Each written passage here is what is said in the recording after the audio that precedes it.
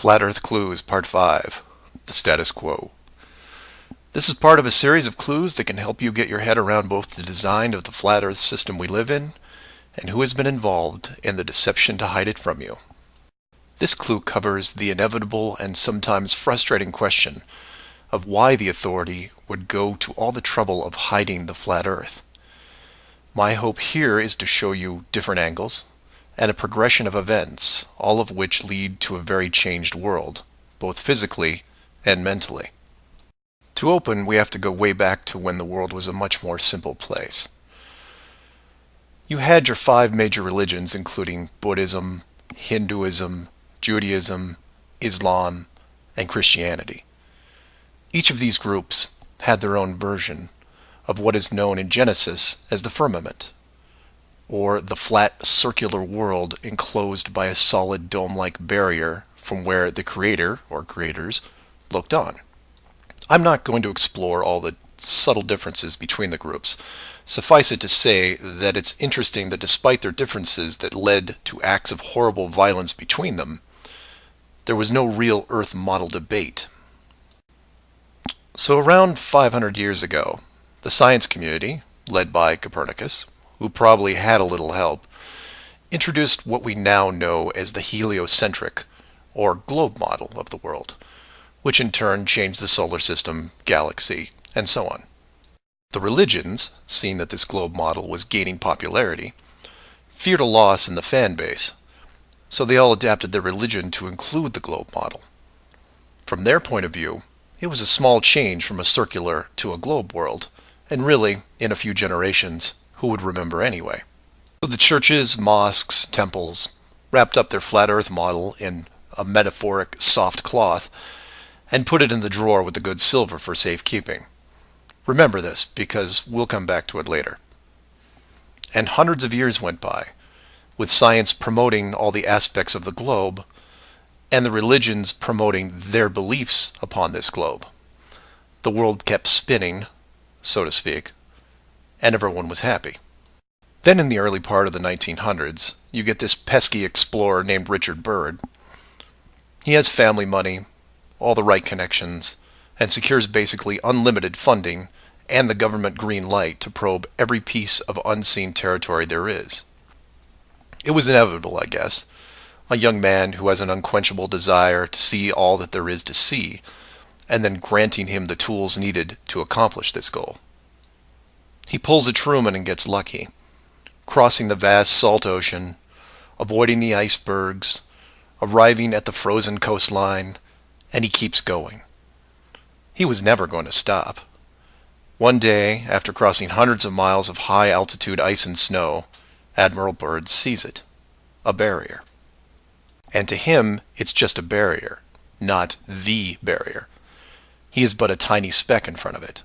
It stretches out on both sides as far as he can see, and straight up so far that he can't discover the beginning of the arc. The great explorer now has a new challenge, finding the shape of this thing.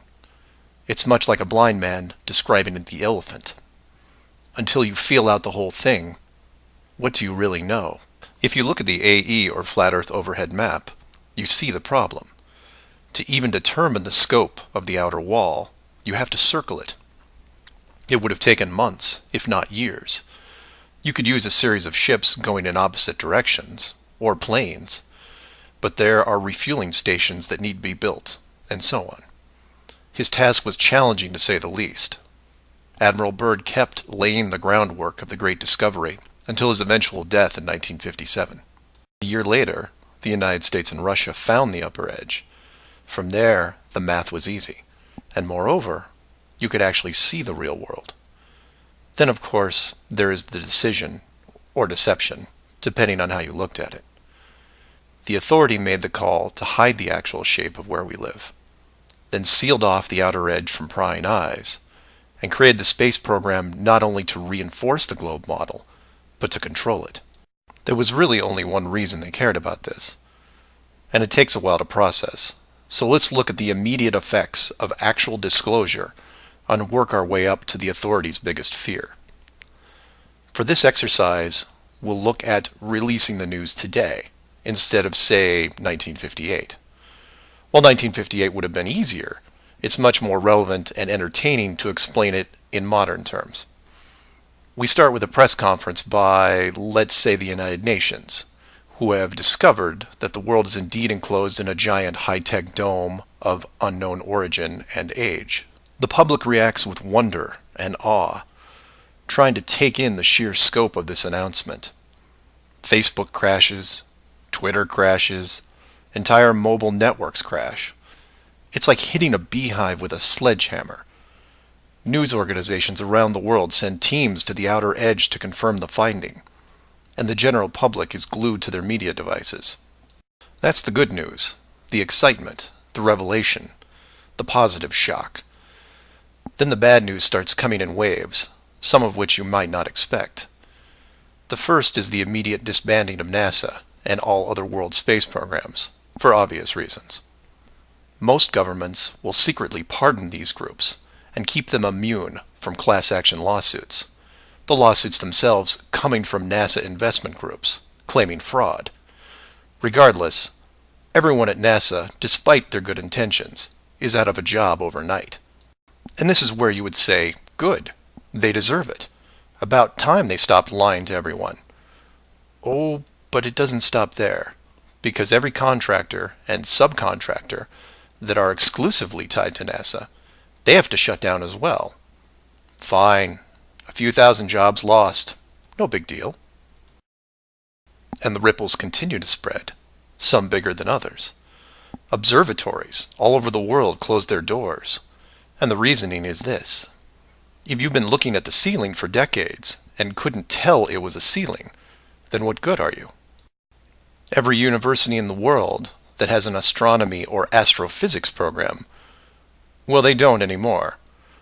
Stephen Hawking, his book writing days are over. Carl Sagan, no more nova in syndication, I guarantee it. Those professors are going to have to retool their skills and be prepared to answer one giant question. How did you not see it?